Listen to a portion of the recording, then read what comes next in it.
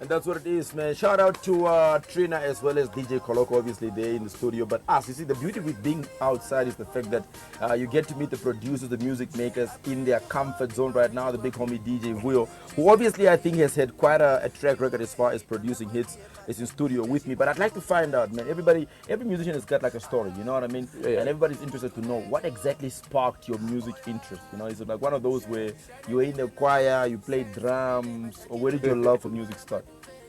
Actually, yeah, I was in a choir. I was praised. Yeah. So I was in a choir, but I think it was just in me. I always loved music. Yeah.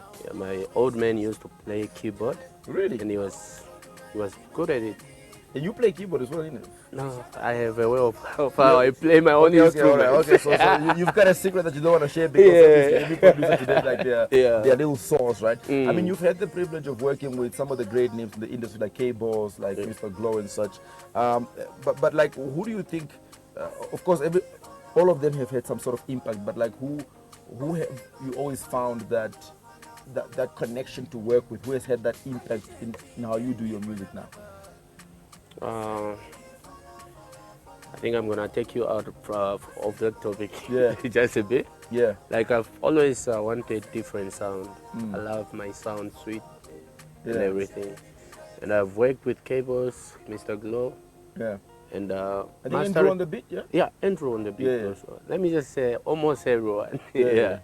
So I love it for me because I pick one or two things. Okay. So it might not be the melody, but I'll at least know how to master or anything like that.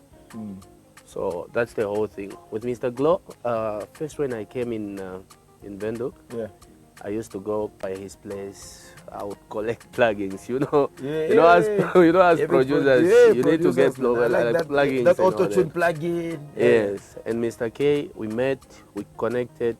He introduced me to some of the big names. Yeah. And really, I believe each and everyone should work that way. You know, the beauty with you is the fact that you work with both producers and actual artists. I mean, the likes of like your Top Cherry, guys like your Sunny Boys and your Tate Booty as well. Yeah. And because you're a producer for a sort of like a plethora of artists, they don't have the same sound. Yeah. What do you think makes a good producer to be able to create distinguishable sound? You know what I mean? Like, you know, okay, I'm going to do it at the Booty flavor, I'm doing a Sunny Boy flavor, I'm doing a Top Cherry flavor. What makes a good producer in that regard? I think if the music can speak to people, you're already a good producer because you are inspiring many. And it's not easy to get people's attention by listening to your music, you know? Yeah. We are a lot of artists in the world, and what makes you special? Yeah. You understand? So the fact that you get people's attention and all that, you're already special in your own way because you're in your own space. Yeah. Look, the thing with talent is that it's not all that is needed. You know what I mean? I've seen some of the most talented human beings that just don't have the discipline, unfortunately. You know what I mean? You could find like really, really great vocalists, but they just don't have the discipline or the proclivity to, you know, to expand themselves. So what are some of the qualities you look for before you start working with somebody? Because I'm guessing you don't want to produce a beat for Franklin, and here I am. I take 10 years. I think each and everybody has to connect with one before you start working. Yeah. And by connecting, you must be on the same level. I should be able to understand you, and you to understand me. Or else, if those two, you know, if there's nothing like that, then it means you're just lying to each other. Somewhere something went wrong. Man. Yeah, because music, for you to collaborate or to do a song, you need to connect. You need to understand each other. So I believe the two parties should always connect. That makes a lot of sense. It's one of the questions I've always had, you know what I mean? Because I could go on a software like Fruity Loops and, you know, just bring the tempo down to 90, put a kick in there, like a little cymbal here. And so I'm under the opinion, you know, is there like a difference between a producer and a beat maker? Is there necessarily one? A producer is and a beat maker. A beat maker is still a producer because you are starting something from scratch. You see? You are starting something from scratch. You are creating. Yeah. So you are a producer of. I think it's just one thing. Yeah. Yeah. From my own side, I think I will say it's one It's the same thing. What did you start with first? Did you start producing beats first before you went into like production and recording artists, or which one did you start with? I started with producing beats first. Okay. Yes. And I'm guessing this is back home, yeah? Yeah, back home. At that time I was in G-Town and all that.